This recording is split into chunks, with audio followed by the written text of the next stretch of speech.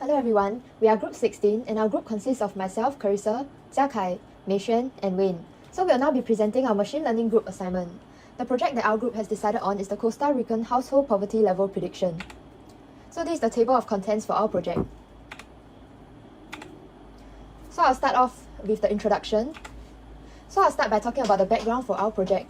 So many social organizations face a hard time ensuring that they provide aid to the right people, as most of the poorest populations are not able to provide their income and expense records to show that they are able to qualify for the aid provided. So hence, one of the popular methods used in Latin America is the proxy means test, PMT, which uses a model to take into account each individual family's observable household attributes. So how does PMT work? PMT takes into account the materials of their walls and roofs, as well as the assets found in their home, or even the education level of the household members, in order to predict their level of need in order to determine how much aid they require. So although this is one way of checking their level of need, the model still remains rather inaccurate as the region's population continues to grow and poverty declines. So this problem does not only apply to Costa Rica, as other countries also face a similar problem of assessing social need. So our group has decided to embark on this project to improve the accuracy of the PMT algorithm in order for the model to be implemented in not only Costa Rica but also other countries around the world. So now I'll pass my time on to Jiakai. Thank you, Carissa. Now I'll be talking about data pre-processing, where we did some simple data exploratory and data cleaning. Firstly, we corrected the column type for 3 columns, namely dependency, EDGFA, and EDGFA. Dependency defines the dependency rate of a household, which is calculated using number of members of household which are younger than 19 or older than 64, divided by the number of members of the household between 19 and 64, which should give us a numerical value, just like the years of education. So all these 3 columns are meant to be float type, but contains response like yes and no, as you can see below. Therefore, we'll map the responses of yes to 1 and no to 0 to convert these columns to float for easier data manipulation. Next, in our data analysis, we also discovered that the label IDHOGA, which defines the poverty level label for individuals in the same household, and that it is sometimes inconsistent as that of the household head. In a Kaggle discussion, the organizer clarified that the correct label should always follow the head of the household. Therefore, we have corrected all the labels to follow that of the head of the household. Next, we also look at the label ResX, which indicates the years behind in school. In the discussion page, the organizer also mentioned that the maximum value for this field should be 5.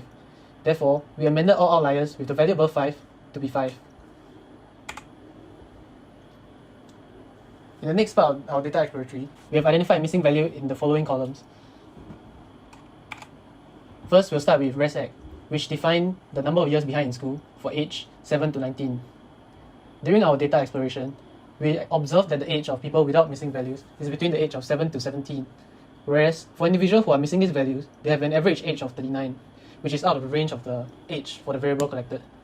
To fix these missing values, we will set those that are outside the age range as 0, while adding a boolean flag resx missing to the rest. Secondly, we explored the variable V18Q1, which is the number of tablets owned by a household. To find out the reason for the missing values, we'll be taking a look at its relationship with another variable, V18Q, which is a boolean variable that indicates whether or not a household owns a tablet.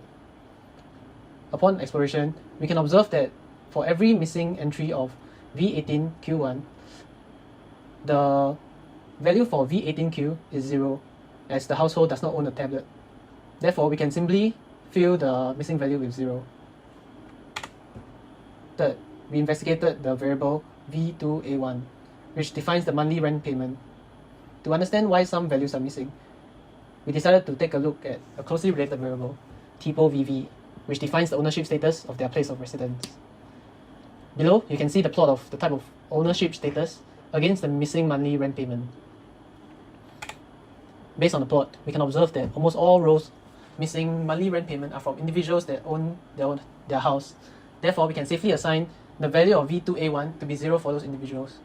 But for the rest of the rows, since we do not have enough information to make a sound deduction, we'll be adding a boolean flag V2A1 missing. Lastly, we'll be looking at mean educ and SQB mean, which defines the average years of education for adults and the square of mean educ respectively. To investigate the missing value, we'll be looking at another variable, HOGA ADU, which defines the number of adults in the house. Through further inspection, we can observe that the 36 missing rows of these 2 columns also coincidentally have the value for Hoga Adu as 0, meaning that there is no adult in the household. Therefore, we can safely conclude that the missing value in these cases should be 0, as there are no adults in the household. Therefore, 0 years of education. Now I'll pass the time over to Carissa. Okay, thank you, Jiakai. So we move on to investigate the multi-categorical variables. To do so, we wrote a function to check for missing values in multi-categorical variables. This is done by checking whether the sum for all columns in the dataset for that multi-categorical variable is equal to the length of the dataset. So we ran the function on all the multi-categorical variables and found out that 3 columns return false, which indicates that there are missing inputs. The 3 columns are roof materials, electricity, and education level. We then proceeded on to clean those multi-categorical variables. So for roof materials, we found out that there are 207 missing values. We hence assign those missing values to a column provided in the dataset, which indicates that the roof is made up of materials of predominantly other types of materials. After which, we then check again to ensure that there are no more missing values. So next, for electricity, we found out that there are 43 missing values. For electricity, the missing values seem to indicate that the people do not receive electricity at all, as they do not receive electricity from anywhere, and hence we created a new column, elect others, to assign the missing values to. After which, we then check again to ensure that there are no more missing values. Lastly, for education level, we found out that there are 8 missing values. So we hence assign those missing values to a column provided in the dataset, inst level 1, which indicates that the people did not attain any level of education at all. After which, we then check again to ensure that there are no more missing values. So now I'll pass my time on to Wayne, who will talk about the feature engineering. Thank you, Carissa. So now we will attempt to extract meaningful features from the underlying dataset to improve the model's performance through feature engineering. The dataset contains some columns which are just squared from their counterparts. We'll remove these columns since we'll be using a gradient boosting machine, which does not need the squared version of these variables if the original version already exists. Next, we'll check if there's any multicollinearity problem with the dataset. Multicollinearity is a concept where there exist several features in a model which are correlated. This will then affect the model adversely. Thus, we have to remove such features that are in near perfect correlation with each other or negatively correlated with each other. So from the above here, we can see that HH size and temp hog, as well as Hoga total, have a perfect correlation of 1. This is because they are in fact representing the same thing, the household size. We can also see that R43 has an almost near perfect correlation with HH size as well. So a more in-depth investigation into this matter suggests that temp viv and HH size only represents slightly different things, and they only differ in a few values for several proportion of the rows. For this reason, we will also remove all these columns, temp hog, Hoga total, and R43 and temp viv. So there are also some columns that are perfectly negatively correlated, such as area 1, area 2, and male or female.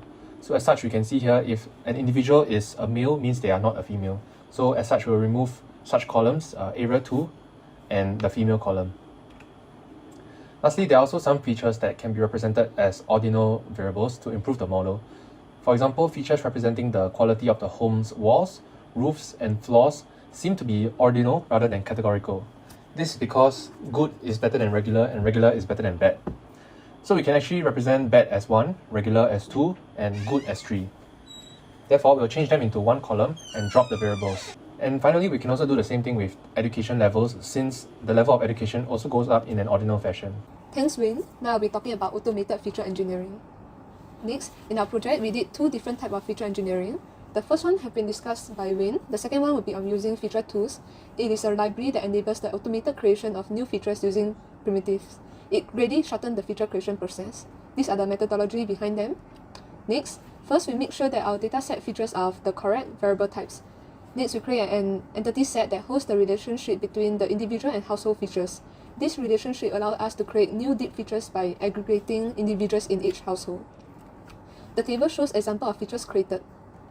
To complete the feature engineering process, we have to do the following steps as shown above to ensure that the new features created are suitable and relevant for modeling. So after post-processing, we were able to create 705 features using feature tools. Next, we will talk about the different classification approach. The first approach is the common classification algorithm, which is the decision tree. Gini index is used as the metric for splitting trees, and to reduce the complexity, max depth was set as 3. However, a single decision tree is not sufficient for producing effective results. Hence the use of the second approach, random forest. It is a tree-based algorithm that utilizes the power of multiple randomly created decision trees for getting the final output. The third approach used was a light gradient boosting machine. It is a gradient boosting ensemble algorithm. This model is highly efficient in producing effective results. Some parameters used are as shown above. This is the summary of our baseline model.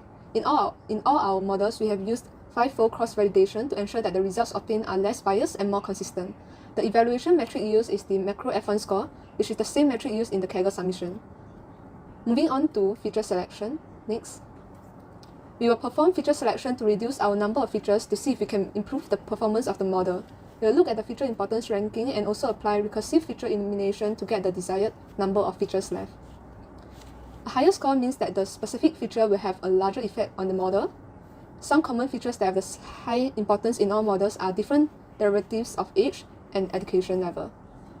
Next, we used the RFE on both light GBM model and random forest. From the picture above, the best number of features that get the best results is 13 features from the LGB model. Next, 696 features were selected after applying the RFE on random forest. The picture shows the result of the baseline model and also after using the selected features derived from RFE.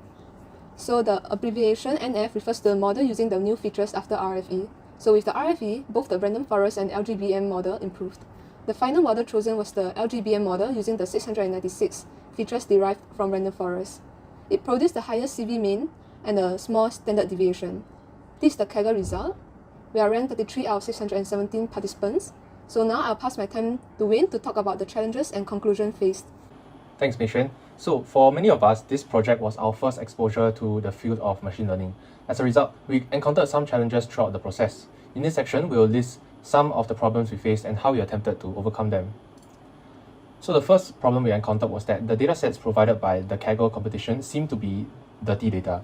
Through our initial data cleaning and exploration, we discovered that many of the columns had missing values, and some of the one-hot encoded multi-categorical variables do not add up to the total number of rows in the dataset. As such, we had to make certain assumptions about the data, like treating the data input as a multiple choice form, where all fields are required and participants can only choose from the selected few options available. For example, if there are 3 types of roofing, participants must choose from one of the 3. For those who didn't choose any, we had to create a new column for others and allocate them to it.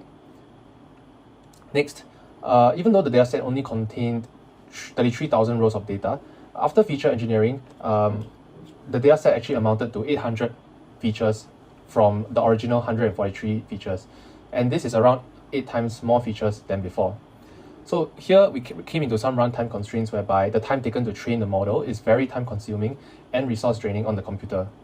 And even if we bring the runtime environment onto Google Colab, without the Pro version, the execution time actually takes longer than running it on local Jupyter environment. To overcome this problem, the only way for us was to leave the model training running overnight instead of letting it block other tasks from performing on the same computer. Lastly, to improve the model, we had to do a lot of rigorous trial and error process to achieve a higher score for the Kaggle competition. So we did this by testing several techniques like just simple trial and error for features, different model usage, and recursive feature elimination. This process was also very time consuming as early simple trial and error provided little to no improvement whilst taking up the most time.